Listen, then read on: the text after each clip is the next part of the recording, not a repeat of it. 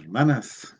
Señor les bendiga a cada uno de ustedes, les dé su paz, la paz pascual, esa paz del resucitado que suena y resuena en el corazón de cada uno de los creyentes en Cristo resucitado. Nos abandonamos a su amor, nos abandonamos a su misericordia. Vamos a dejar nuevamente que el Espíritu Santo nos ayude con toda su luz a penetrar, aunque sea en una pequeña rendija, en el misterio de su palabra. Todo lo que eso implica, todo lo que eso significa. Esa palabra tan grande, la única palabra salvífica con que contamos los cristianos y con la que cuenta el mundo. No hay otra palabra, no hay otro a quien ir a buscar. Como dijo Pedro, solo tú tienes palabras de vida eterna. Es Jesús. Todo lo que sea distinto de Jesús, por más impactante que sea, queda por fuera. Es el único, es el Señor, es el resucitado, es aquel al que nos hemos adherido y día a día vamos caminando a pasito lento, para ser sinceros, pero caminando. Entonces, vivamos este momento, vivamos este día, vivamos este texto, esta jornada, con ese deseo de que un día, como Pablo decía, llegaremos a la meta. Un día Cristo nos hará sentar con Él a la derecha de su Padre y contemplaremos cara a cara ese rostro tan anhelado, ese deseo humano de contemplación de la paternidad divina, de la paternidad que trasciende todo lo bueno, bello, justo, verdadero, noble que hay en este mundo. Pero comparado con ese rostro, comparado con esa experiencia de paternidad, todo se desvanece, todo se desdibuja, porque no hay nada, nada comparable al rostro y la paternidad del Padre de nuestro Señor Jesucristo. Confiémonos a su paz, a su luz, a su bondad, a su capacidad docente para enseñarnos. Recuerden que Juan ya nos dijo, el Espíritu les enseñará. El Espíritu se convierte en el docente. Y no olvidemos, nunca lo olvidemos, que somos discípulos de un maestro crucificado. Y eso significa entender el significado de la palabra cruz, que estará siempre presente en nuestra vida, esta cruz gloriosa donde estuvo clavada la salvación del mundo, como cantamos el Viernes Santo. Hermanos, dejémonos abrazar por este amor del Padre en el Hijo, por el Espíritu Santo. Dejemos, no tengamos miedo. Que el Espíritu Santo irrumpa en nuestra vida, rompa las paredes, quite el techo, inflame nuestro corazón, abra nuestros ojos y nuestra vida será otra. De verdad que sería otra. Qué maravilla es que de verdad este Jesús, este Maestro crucificado, resucitado, glorificado. Desearía extenderme dando gracias a Dios por tanto, por lo que hemos visto a lo largo de todas estas semanas.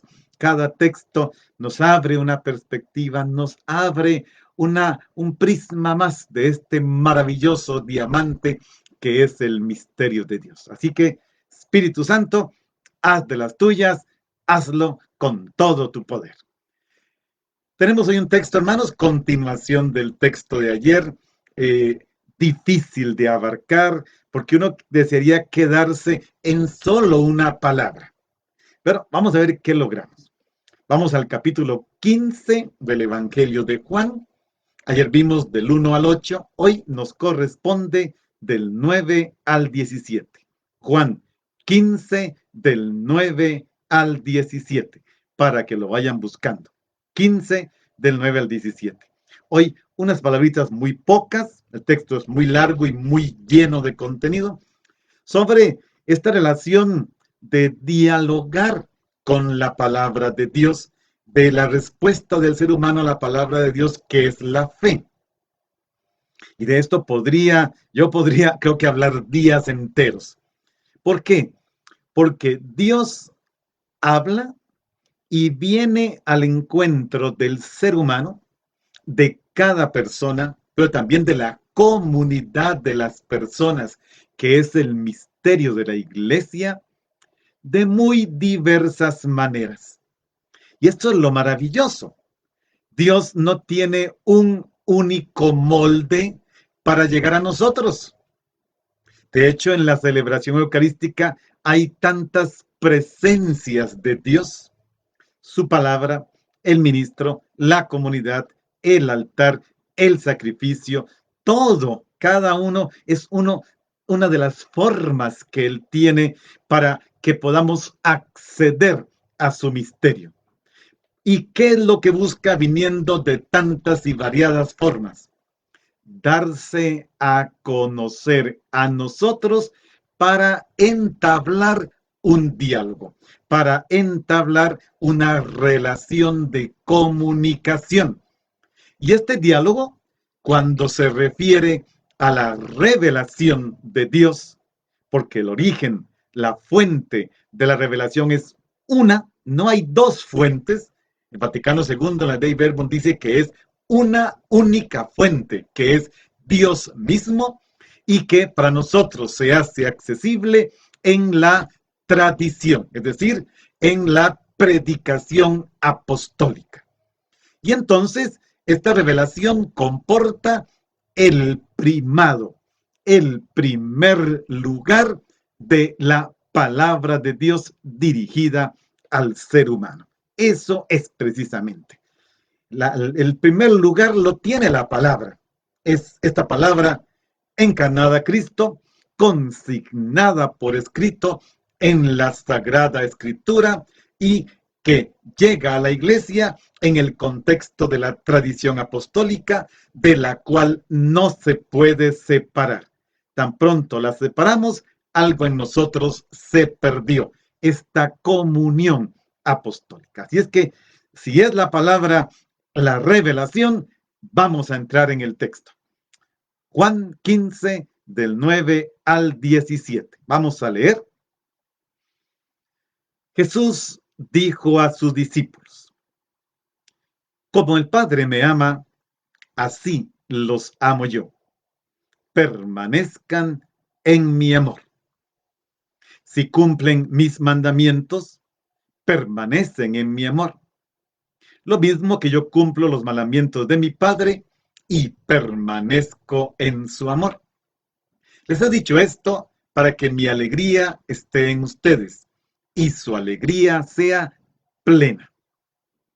Este es mi mandamiento: que se amen los unos a los otros como yo los he amado. Nadie tiene amor más grande a sus amigos que el que da la vida por ellos. Ustedes son mis amigos si hacen lo que yo les mando. Ya no los llamo siervos, porque el siervo no sabe lo que hace su amo. A ustedes los llamo amigos, porque les he dado a conocer todo lo que he oído a mi Padre. No son ustedes los que me han elegido, soy yo quien los ha elegido y los ha destinado para que vayan y den fruto y su fruto permanezca. De modo que el Padre les conceda cuanto le pidan en mi nombre. Esto es lo que les mando: ámense los unos a los otros. Hermanos, la sola lectura de este texto a mí por lo menos me dejaría sin palabras. Tengo que decir un montón de palabras sobre la palabra porque estamos precisamente en una formación bíblica, que no es solamente la lectura de los textos diarios, sino con ella vamos aprendiendo más y más cómo leer la Biblia y aprendemos más y más detalles que normalmente no encontramos en los libros, en un solo libro, sino que en uno se dice una cosa y pues el tiempo me ha permitido irlos conjuntando y decimos lo que se puede en el transcurso de esta hora. El texto es impresionantemente bello, maravilloso. Estamos en la quinta escena del texto que habíamos dicho, Juan 13:1 a 17:26. Todo lo de lavatorio de los pies y los discursos de despedida. Seguimos en el segundo discurso de despedida que iniciamos ayer y prácticamente hoy terminamos este discurso de despedida, el segundo. Mañana tendremos el tercero. Bueno, mañana no tendremos, creo que mañana tendremos, si tenemos una fiesta de 15 de mayo, tendremos otro evangelio, será de Mateo, pero aquí terminamos con el de hoy, el segundo discurso de despedida. En esos versículos del 9 al 17 encontramos tres momentos. El primero, 9 al 11, donde Jesús expresa a sus discípulos el paralelismo de la relación entre él y el Padre, y de igual modo, la relación entre él y ellos, los discípulos, donde el Hijo, podríamos decir, hace de pontífice, pero también que nos dice que los mandamientos, por los mandamientos y el gozo, se participa de esta dinámica del amor. Versículos 12 al 16, Jesús nos revela cuáles son esos mandamientos, que es uno, ya vimos, y cuáles son las implicaciones de guardar el mandamiento. Y el versículo 17 del texto de hoy reitera lo que se va a decir en el versículo 12. Es como una repetición del versículo 12 en otra forma. Por lo menos entonces nos damos cuenta que aquí todo esto está íntimamente relacionado con el permanecer. El verbo permanecer es clave en este texto, sobre todo el versículo 9. Permanezcan en mi amor. Ahora bien, la condición necesaria para permanecer en su amor es observar sus preceptos, es ser obediente, pero no es una obediencia ciega, no es una obediencia a un amo, no, es una obediencia a un amante. Él es el amante del Padre y es el amante porque nos ama. Vamos a verlo de forma continua. Es el que ama, ama, ama y sigue amando y seguirá amando. Entonces, es obedecer a un amante, a uno que solo sabe amar. Y además, que seamos capaces de amarnos los unos a los otros, fruto de ese amor del amante que es el Padre porque ama continuamente al Hijo, y del amante que es el Hijo porque nos ama continuamente, brota que nosotros seamos amantes en el sentido de amarnos unos a los otros. Es una experiencia simplemente maravillosa. Leamos el texto. Este versículo 9 sería suficiente para la jornada de hoy. ¿Qué le dice Jesús a los discípulos? Una frase pequeñita, pero una frase que tiene connotaciones impresionantes. Vamos a dividirla en dos. La primera es, como el Padre me ama, así los amo yo. Y la segunda, permanezcan en mi amor. Vamos a ver cómo nos va con esta primera. Como el Padre me ama, así los amo yo. Y aquí hay un detalle, hermanos. Yo quisiera poder decir todo lo que esta frase implica. Porque Juan, que tiene muy pocas palabras en su evangelio, comparado con Mateo, Marcos y Lucas, tiene la menor cantidad de palabras. Tiene muchas, pero palabras distintas son como 1500 de las 5000 palabras que tiene. Entonces, Juan con 1500 palabras, luego hace un diálogo que abarca 5000. Vean que es muy poca la palabra que tiene y por eso cada palabra en Juan tiene un significado tan profundo que no está allí simplemente por estar. Vean esta palabra, como, que podría ser que en una lectura sencilla a nadie se le ocurra pensar, ¿y qué significa este como? En griego es la palabra kasos. ¿Qué significa esta palabra? Pues, aunque parece una palabra banal, una palabra que podría simplemente ser pasada por alto, esta palabra es el paradigma del amor que hay entre el Padre y el Hijo, y es el paradigma del amor que hay entre el Hijo y los creyentes. ¿Por qué? Porque este cómo indica qué tipo de amor tiene el Padre, despliega el Padre hacia su Hijo. Y es esto, el cómo, recuerdan en Juan 3:16, aquel porque tanto amó Dios al mundo, y aquel tanto no, no había forma de explicarlo. Y aquí es igual, este cómo indica que Jesús nos ama de tal manera, tanto como, exageradamente como, infinitamente como, eternamente como lo ama el Padre. Y luego nos va a decir, como el Padre me ama, así los he amado yo. O sea, como el Padre me ama es como yo los amo. Y es como ustedes tienen que amarse unos a otros. El cómo nos da la intensidad del amor del Padre. Y si nos metemos en la segunda palabra, Padre, el Padre es eterno, el Hijo es eterno, el Espíritu es eterno. El amor del Padre es amor eterno. Es el amor que no tiene principio, es el amor que no tiene final. Es el amor que brotó de la eternidad y por mucho tiempo, el tiempo eterno, este amor se encerró en las tres personas de la Trinidad del Dios uno. En la historia, este amor se encarnó, se desdobló en carne humana.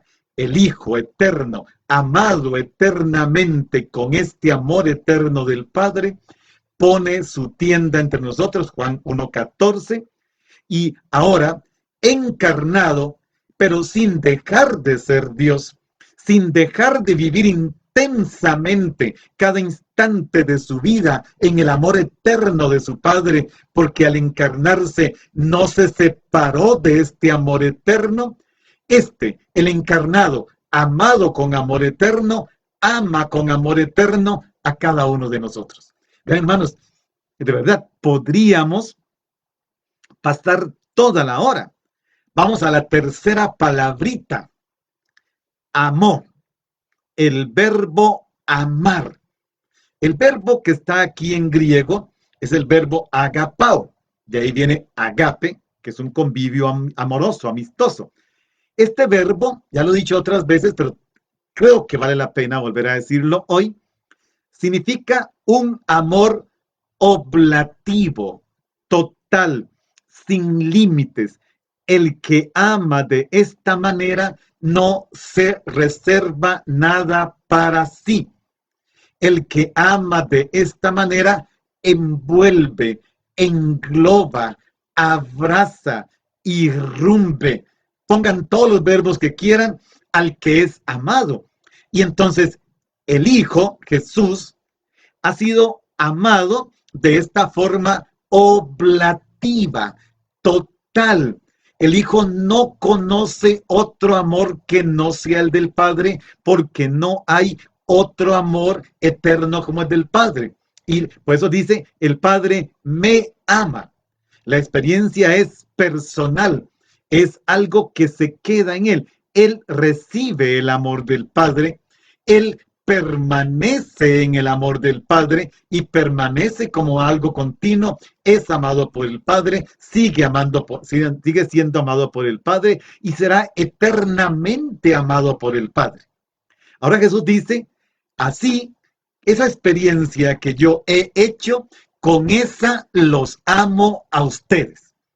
Con el amor del Padre eterno que he recibido, con ese mismo amor los amo yo a ustedes. En el Evangelio de Juan, en el capítulo 21, los versículos 15 al 17, hay un detalle muy interesante. Este texto lo he mencionado, pero no lo vimos. ¿Recuerdan aquel diálogo que tiene Jesús con Pedro? Y Jesús comienza a hacer aquellas preguntas incómodas para Pedro que hasta lo pusieron triste. Simón, ¿me amas más que estos? Y aquí Jesús, en esta pregunta que le hace, ¿me amas más que estos? Está utilizando el verbo agapao, el verbo del amor total, absoluto, oblativo, sin límites, eterno, que no conoce fin. Y Pedro, y aquí está el evangelista Juan con todo su juego de palabras, Pedro le responde a Jesús, Señor, tú sabes que te quiero. Entonces Pedro utiliza en griego otro verbo que es el verbo phileo, que significa querer. Jesús le pregunta, ¿me amas más que estos? Y le hace una pregunta que es comparativa. ¿Tu amor oblativo es mayor que el de los demás? Pedro ya aprendió la lección, ya no es aquel hombre impulsivo, sino que ahora reconoce que no es capaz de amar con el verbo oblativo, sino solo querer. Señor, tú sabes que te quiero. Pedro no se atreve a decir, tú sabes que te amo, te quiero. Eso solo se puede ver en el texto griego. La segunda pregunta de Jesús, 21, 15, 17, es igual. Simón, ¿me amas? Ya no hay comparación. El mismo verbo oblativo. Pedro vuelve a contestar, Señor, tú sabes que te quiero, fileo, tú sabes que te quiero. Pedro se mantiene en que él te quiero. Jesús insiste en él te amo. La tercera pregunta, aquí cambia la cosa. En la tercera pregunta, Jesús ya no le pregunta a Pedro, Pedro, ¿me amas? Con amor oblativo, sino Pedro, ¿me quieres? Ahora es Jesús el que usa el verbo fileo, querer. Y Pedro vuelve a responder, tú sabes que te quiero. Ya que, qué interesante, porque Pedro, que siempre era ese hombre fuerte, valiente, héroe, Señor, yo daré mi vida por ti, aunque todos te abandonen, yo no te abandonaré, porque yo te amo, mi maestro, mi Señor. Ahora Pedro, que ya aprendió la lección del pecado, de la fragilidad humana, de la debilidad humana, dice, Señor, puedo decirte que te quiero, no soy capaz de decirte que te amo. Pero eso que puedo, eso te lo correspondo. Entonces vean qué profundo que es este cómo del Padre que ama al Hijo, que es el cómo del Hijo que ama al creyente, que ama al discípulo sin excepción. Es algo tan, pero tan maravilloso, hermanos. Por eso el verbo que utilizado aquí por Juan en este versículo 9, en la forma verbal que está, indica una acción que se dio en el pasado, se mantiene en el presente y se prolonga hasta el futuro. Para los estudiantes, para los que saben algo, se llama un verbo conjugado en aoristo. Eso no existe en español.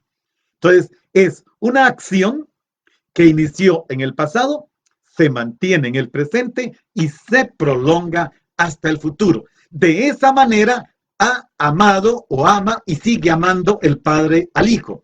Y de esa misma manera ha amado, sigue amando y amará Jesús a cada uno de nosotros.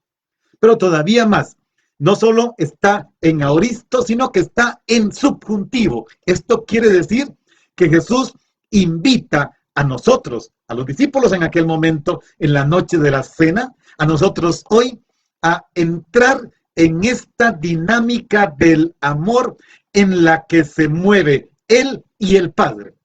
A mí me gusta decirlo, este amor trinitario del Padre que ama al Hijo, del Hijo que ama al Padre, y fruto de este amor correspondido brota el Espíritu Santo, que es el amor entre el Padre y el Hijo. En este triángulo amoroso del Padre, del Hijo, del Espíritu, nosotros por el bautismo, los sacramentos, por la palabra, por creer, somos introducidos.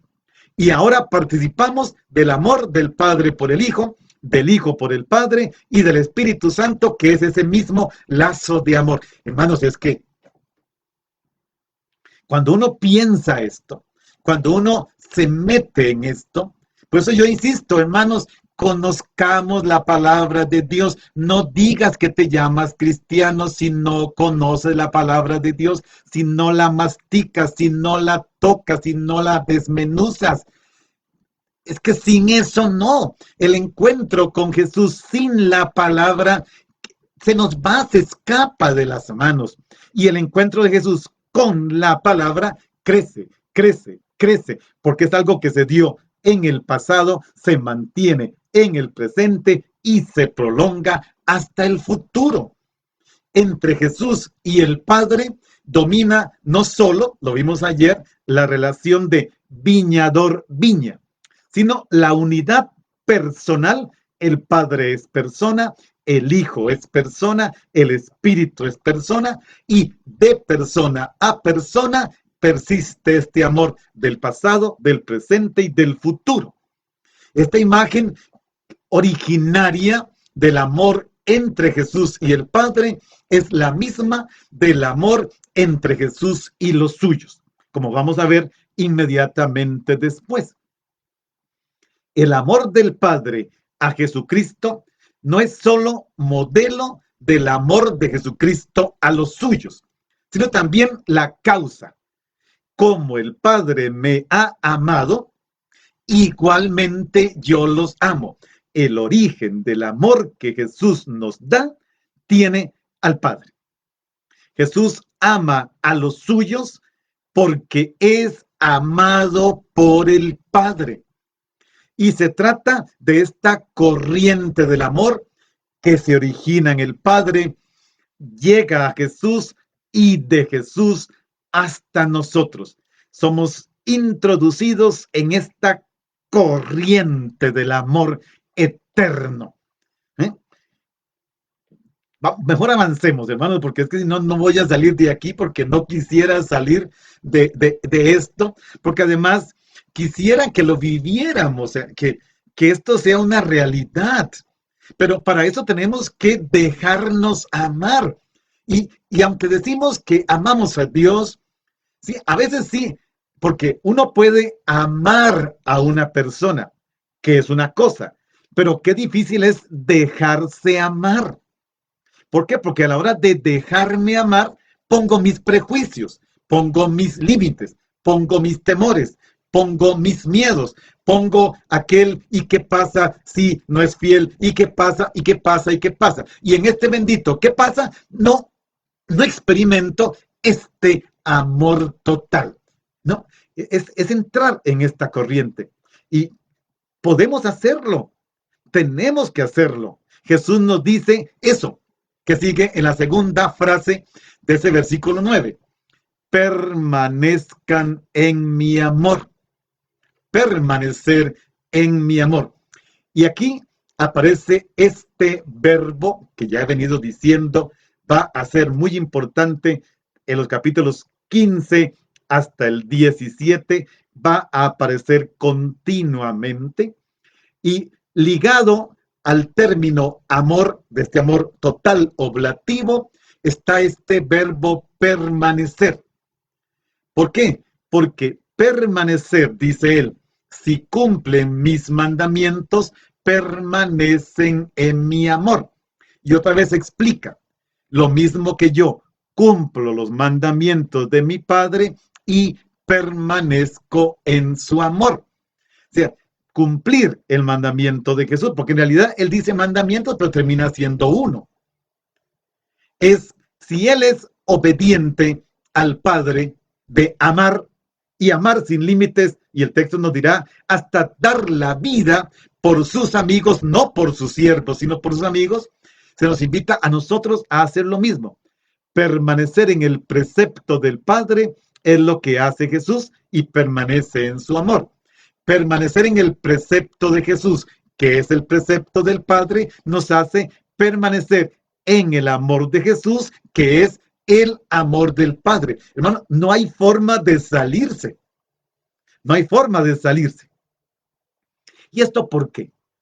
Porque, hermanos, no basta con amarse unos a otros, sino que la llamada, el imperativo, es un imperativo, permanezcan. El imperativo es a la permanencia en el amor, en una disposición vital. Vean que es un amor vital, es un amor entrañable, es un amor visceral, como diría el Papa Francisco. Es un amor visceral, ¿por qué? Porque solo un amor visceral, un amor entrañable, es capaz de dar la vida por sus hijos. Y aquí podemos hacer referencia al amor visceral o entrañable de la madre. ¿Qué hace la madre? Prácticamente toda madre. Ante el peligro del hijo, no mide límites, no mide imprevistos, no mide peligros. Se lanza, da la vida. También hay padres que lo hacen. Aunque hoy hay que decir, hay un montón de madres y padres que acaban con la vida de su hijo de forma brutal por el aborto, porque es una brutalidad. Entonces, no es un amor momentáneo, no, es permanecer. Y otra vez el verbo dice permanecer de forma continua. Ayer, hoy y en el futuro, permanecer en este amor que no es esporádico, es permanente. Ya dijimos, el verbo permanecer comunica la experiencia de tener un lugar donde sentirse, donde vivir, donde estar de manera estable. En este versículo 9 aparece como un imperativo: permanezcan en mi amor. En el versículo 10 se nos va a decir que la consecuencia es guardar los mandamientos y la acción permanente de Jesús en el Padre. Es decir, Jesús da ejemplo a sus discípulos de amar y cumplir los preceptos. Yo permanezco en el amor del Padre. Yo permanezco en el precepto del Padre. Ustedes permanezcan en ese amor, permanezcan en ese precepto.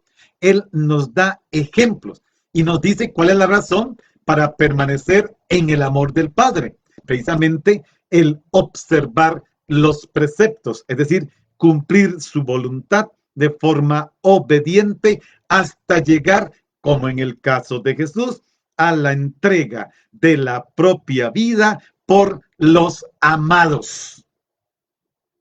Jesús cumple de modo definitivo este mandamiento de Dios, que es la autodonación amorosa a toda la humanidad, porque tanto amó Dios al mundo que entregó a su único hijo, etc. Porque tanto amó. Y mediante la observancia de los mandamientos del Padre, demuestra el Hijo su amor al Padre y permanece en el amor del Padre. Es decir, ama como el Padre lo ama. Y este amor no es de una naturaleza puramente intratrinitaria, ni es un amor solamente místico, no. Este amor opera en la historia, nos va a decir, ya nos dijo, ámense unos a otros. No es un amor vertical. Señor, yo te amo, tú me amas, que tuanis decimos en Costa Rica. No, no, no, no, no. Este amor tiene que desdoblarse en horizontal. Tiene que desdoblarse en un amor a los que nos rodean. Un amor desinteresado, un amor que no busca el propio interés, ni la propia gloria, ni la propia fama, ni poder, ni dominio, ni autoridad sobre el otro. Y aquí ya se nos puso fea la cosa. ¿Por qué? Porque el ser humano ama interesadamente. Bueno, con ese texto tan rico, hagamos una primera oración. Creo que habrá solo dos, por lo que veo. Pero vamos, si entendemos este texto, este versículo, entendemos todo el resto. Ustedes leerán todo el resto y ya lo entendieron. Hagamos un momento de oración para darle gracias. Gracias, Jesús, porque la comunión permanente contigo y en tu amor es el requisito indispensable del auténtico cristianismo y de todo el actuar cristiano. Tú nos dices, mediante un imperativo, permanezcan en mi amor. Que esa comunión no se puede entender como una garantía de salvación, porque está ligada a Jesús, a tu palabra y a tu modo de actuar. Entonces sí habrá salvación. Gracias, Jesús, porque ambas realidades, tu palabra y tu amor, son el criterio decisivo por los que se debe regir nuestra vida, la vida de la iglesia, la acción evangelizadora en la que todos debemos ser comprometidos y activos. Por todo ello, gracias, Jesús. Vamos al versículo 11, que es otro versículo bellísimo. Aquí no me voy a detener tanto, pero podría ser lo mismo que con el versículo anterior. Vea qué dice Jesús. Les he dicho esto para que mi alegría esté en ustedes y su alegría sea plena. Aquí podríamos decir exactamente lo mismo cambiando la palabra, para que mi amor esté en ustedes y su amor sea pleno. Pero Juan utiliza la palabra alegría, gozo, se puede traducir como alegría o gozo, cara, significa eso, alegría o gozo. Ante todo, aquí en este versículo 11, el autor del Evangelio resalta la indicación de que nuestro gozo deriva del gozo de Jesús. Nuestra alegría deriva, se origina en la alegría de Jesús. Por lo tanto, una alegría que es la de Jesús, que no estaba en nosotros antes, porque no existíamos para tenerlo. Pero ahora Jesús, que la tuvo siempre, nos la comparte. Ahora nos introduce en esta alegría perfecta. El que existía desde siempre, la había destinado para nosotros. Y aquí hay un detalle importante, no solo por lo que significa esta palabra alegría, gozo, sino también porque el verbo que sigue, que aquí se traduce por sea plena, es el verbo pleró, que está de tal forma que significa que esta alegría llegó a su plenitud. Esta alegría fue colmada. Esta alegría rebasó lo que podríamos esperar, pensar, anhelar, etc. Esta alegría tiene la plenitud. Llegó al colmo. No hay nada más que agregar. No puede haber una alegría más plena. En ese sentido va. En esta alegría cada uno puede vivir porque no es una alegría imperfecta como la que nos da el mundo, que se acaba cuando se acaba el espectáculo, que se acaba cuando se acaba la acción, que se acaba cuando se acaba el partido de fútbol, que es la droga actual. ¿Sí? Entonces, ya se acabó y ahora hay que ir a tomar guaro, como decimos en Costa Rica. No, no, no, no. Se trata de algo que está lleno, que ha sido llenado a plenitud. Es la alegría escatológica, es la alegría de saberse amado por el Padre, amado en el Hijo, amado por el Espíritu, amado en la iglesia. Y esta alegría es desbordante. Y entonces cuando vienen las calamidades, los sufrimientos, el dolor, la muerte, la enfermedad, esta alegría no se nos cae. ¿Por qué? Porque tiene su sustento en la eternidad de Dios. Pero avancemos al versículo 12. Vean que ahora Jesús nos dice, antes nos dijo, permanezcan en mis mandamientos, guárdenlos. Ahora nos dice que es uno. 12. Este es mi mandamiento, que se amen los unos a los otros como yo los he amado. Esto prácticamente ya lo expliqué al ver el versículo 9, pero digamos unas palabritas más. Primero dice Jesús, mi mandamiento. No dice que son 10, ni 100, ni 653, como era en tiempo de Jesús. La legislación judía ya tenía 643 mandamientos. 365 comenzaban con no y el resto eran positivos. Uno para cada día, imagínense. No, no, no, no. Mi mandamiento. Y el término mandamiento, con sus respectivas variantes, aparece unas 14 veces en Juan. Porque este mandamiento no es una carga por una carga, no. No es una obligación, no. Este mandamiento es un imperativo que contagia el amor del Padre, porque vean lo que dice. Este es mi mandamiento, que se amen unos a otros, y otra vez la palabra, como yo los he amado. ¿Y cómo ama Jesús? Como Él es amado por el Padre, sigue siendo amado y será eternamente amado. Entonces vean que no es una carga para llevar a algún ser humano, a alguno, con alguna enfermedad, alguna patología, el amor se le puede convertir en una carga. Pero cuando uno ve el amor de una madre, por ejemplo, pero también el amor de un padre, estamos muy acostumbrados a referir el amor solo a la madre. Y hay padres que aman a toda madre. El amor de la madre no es un amor de carga. Ciertamente sufre, padece, lleva consigo la situación de su hijo, pero este amor es tan grande que supera el dolor, supera la caída, supera el error, supera todo. Y ella continuamente quiere contagiar a su hijo del amor entrañable que tuvo y le sigue teniendo, de la esperanza entrañable que tuvo y sigue teniendo. Es un contagio.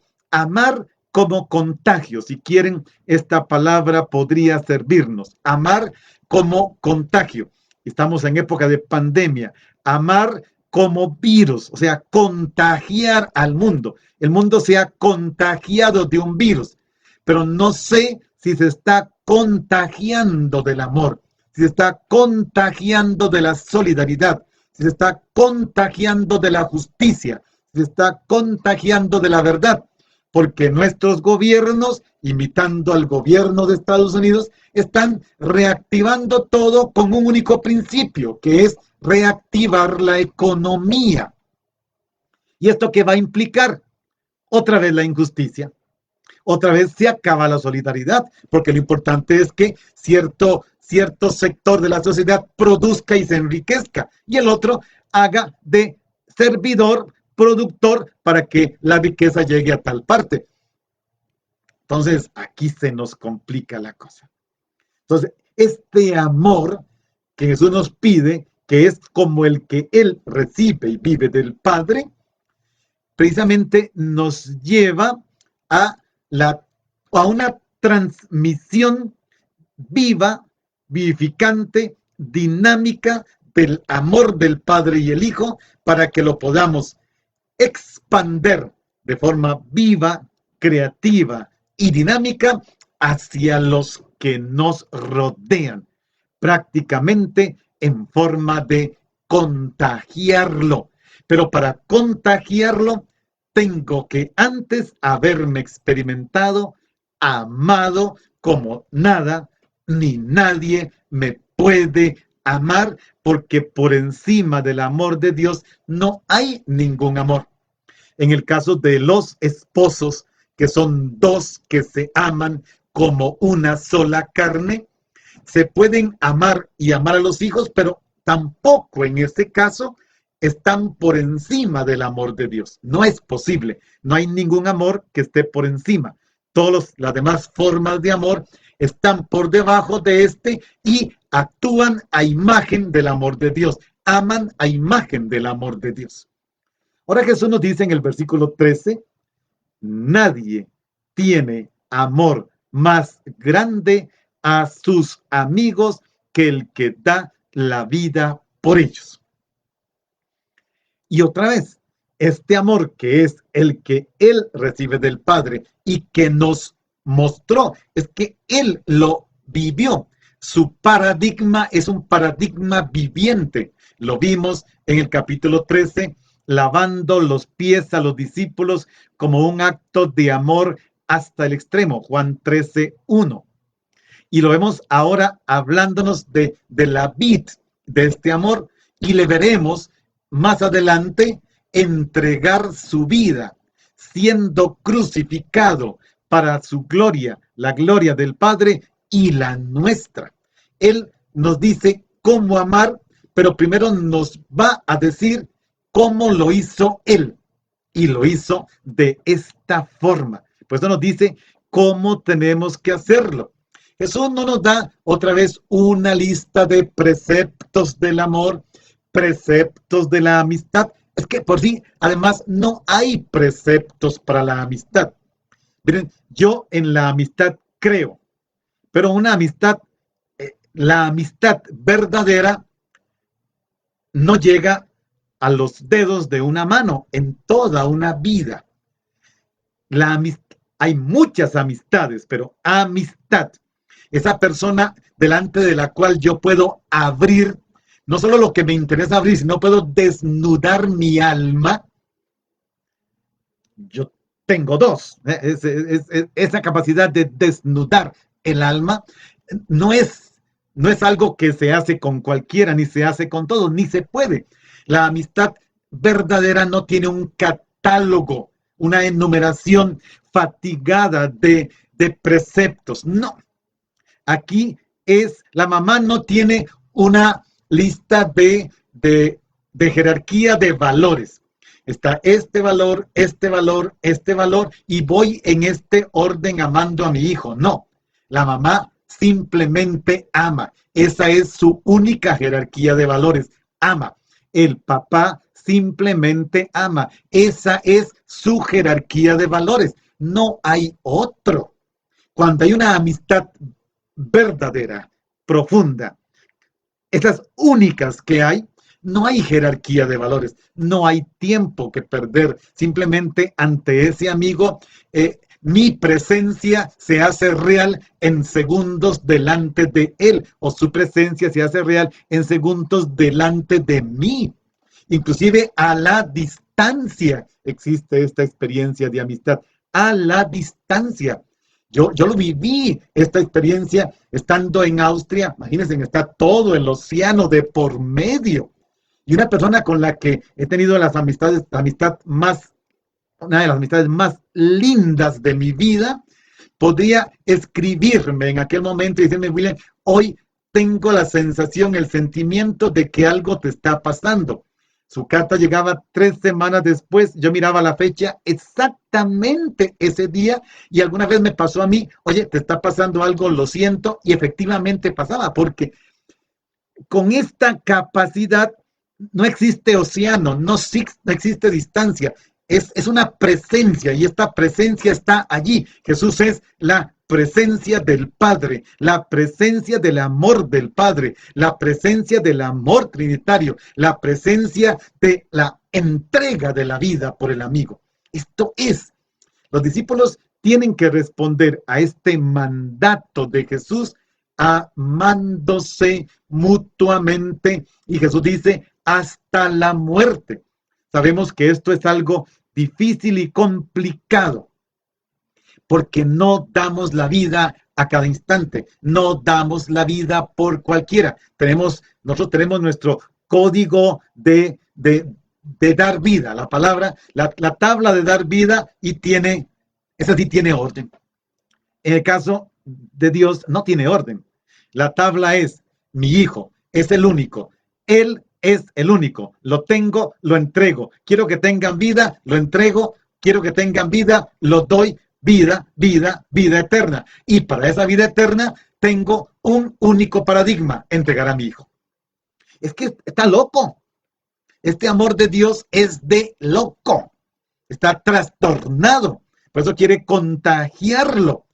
Ahora tienen que los discípulos entrar en este que es el amor más grande, precisamente.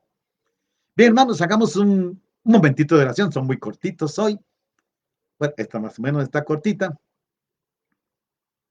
Pero es que entre tanta cosa uno desearía también convertir esto en oración, en vida.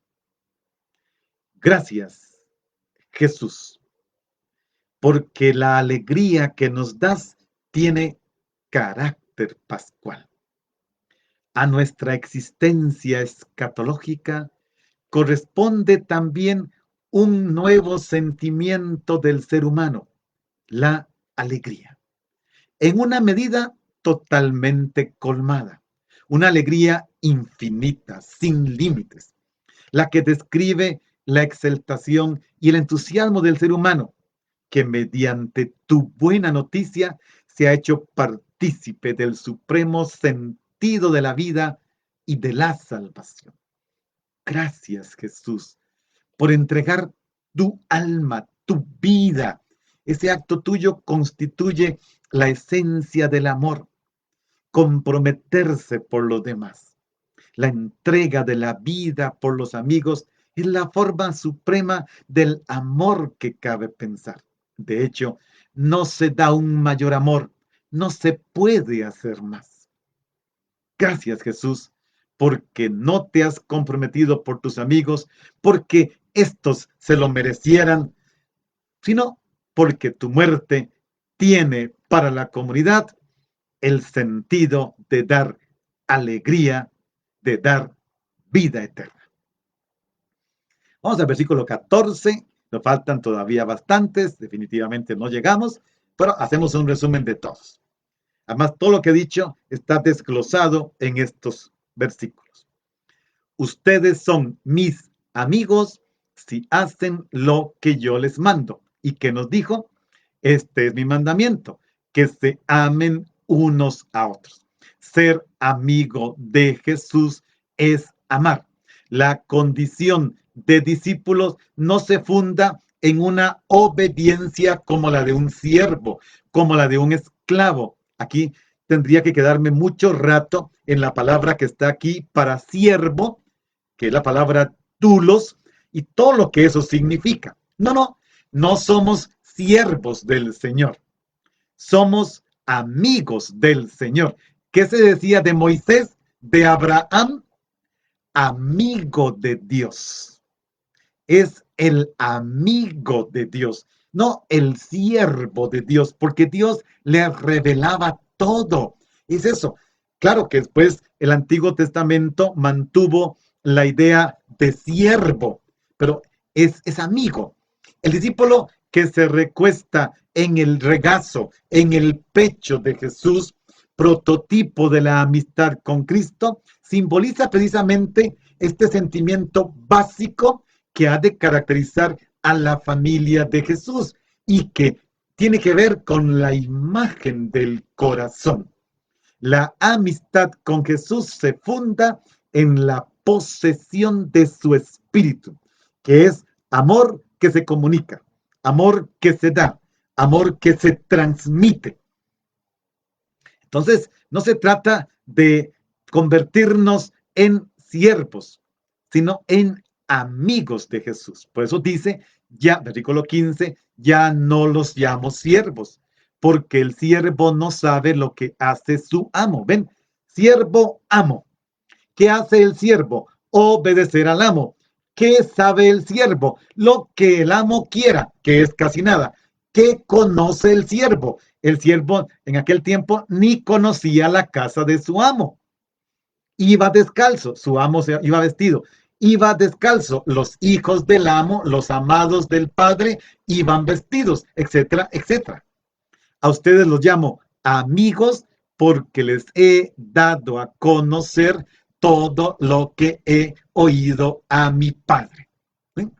El siervo puede ser un esclavo, puede ser un sirviente. En todo caso, Jesús nos está invitando no a ser siervos, que dependemos de un amo, sino a ser amigos para obedecer a un Señor. Los que se encuentran con Jesús no están en una relación de dependencia con un amo. Jesús en el Evangelio nunca, en el Evangelio aparece que los discípulos son siervos. La palabra dulos no se aplica a ningún siervo. Y cuando la encontramos en Lucas, en labios de María, he aquí la dulos, la sierva del Señor, es ella la que lo está pronunciando. Pero no es Dios el que le dice, tú eres la sierva del Señor. No, la palabra siervo, dulo, no se aplica en ninguna parte del Evangelio a los discípulos. Lo que se dice que son seguidores, pero no siervos. ¿Por qué? Porque no dependen de un amo. La palabra amigo tiene que ver con intimidad, tiene que ver con una relación de fraternidad, una relación de igualdad, sin límites. Jesús define la amistad con dos rasgos: la confianza plena y la prontitud para dar la vida. Esa es. Él va a morir por ellos. No tiene secretos con ellos. Lo que ha oído al Padre, eso comunica, sin secretos. Avancemos para leer por lo menos versículo 16. No son ustedes los que me han elegido, soy yo quien los he elegido y los ha destinado para que vayan y den fruto y su fruto permanezca. Vean que ahora la amistad que está dentro del permanezcan en mi amor se desdobla. Lo que decíamos. El amor no es vertical o solo vertical. Es horizontal. Ahora que dice Jesús, yo los elegí. Hermanos, dejemos este verbo por fuera, ya no se puede. ¿Para qué? Para que den fruto. Se trata de eso. Pero para que den fruto, recordemos el texto de ayer, tienen que estar ligados a la vid, que es del Padre y que es del Hijo. Entonces, ¿qué vamos a hacer? Como la vid que produce fruto abundante, racimos de uvas, el que permanece unido a Jesús produce fruto abundante que se desdobla en solidaridad, en justicia, en verdad, en la entrega, sobre todo por los frutos más débiles que hay que cubrir. Entonces, no son ustedes los que me eligieron, fui yo. Recordemos, Jesús dijo en el lavatorio de los pies, en el capítulo 13, yo sé a quienes he elegido. Y sabía también que había elegido a uno que lo iba a entregar. De modo que el Padre les conceda cuanto le pidan en mi nombre. Vean, hermanos. Ahora, no solo eso. Dado que Jesús tiene intimidad con el Padre, ahora traslada esa intimidad a los discípulos.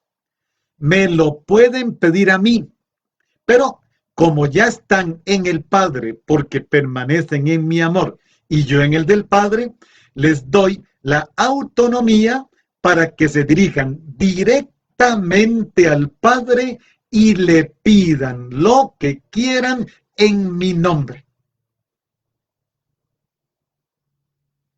¿Podemos pedir más? Si permanecen unidos a la vid como los sarmientos, como las ramas, pidan al Padre en mi nombre y se les concederá. Y resume Jesús todo en el versículo 17, que es parecido al 12. Esto es lo que les mando, que se amen los unos a los otros. ¿Y qué pasa? Si se actualiza este mandamiento, si se cumple, se actualiza en los discípulos la presencia de Jesús, que es la presencia del Padre, que es la presencia del Espíritu. ¿Recuerdan? El Padre y yo vendremos y haremos nuestra morada en Él. Este amor trinitario revelado por Cristo impulsará a los discípulos y los sostendrá en su actividad para que el mundo produzca, para que cada ser humano sea productor de vida eterna, reciba la vida eterna, contagie la vida eterna y este mundo comience a tener aire, como dice el Papa, olor a vida eterna. Él dice olor a pastor, olor a vida eterna. Pero al mismo tiempo, esto es una palabra que es un aviso, una alerta. Porque si existe esta calidad de amor, la comunidad puede reconocerse como la comunidad de Jesús. No está esta calidad, los demás, como veremos en el capítulo que sigue y el otro, no es representativa de Jesús. No, no, no. A Jesús se le expresa, se le revela, se le hace conocer en la práctica del amor mutuo. Dejémoslo allí, hermanos. De todas maneras, tenemos todavía todos estos días. Hagamos una oración final a la luz de estos últimos versículos. Gracias, Jesús, porque el concepto de amistad no basta para indicar la distancia entre Dios y nosotros, los seres humanos. Porque este concepto es una inversión de valores. El que tú asumes y por el cual nos llamas tus amigos. Nos has nombrado, nos has llamado, nos has constituido en amigos tuyos. Gracias, Jesús, porque este nuevo estado de amigos tuyos lo alcanzamos los creyentes por el hecho de participar en la comunión divina del amor trinitario. Gracias, porque todos, sin excepción, nos convertimos en partícipes y participantes de la revelación de Dios que tú nos has dado. Gracias, Jesús, porque tú nos has dado a conocer todo lo que has oído al Padre. Y es el punto más alto de la revelación de Dios, justo en la entrega de tu vida por cada uno de tus amigos.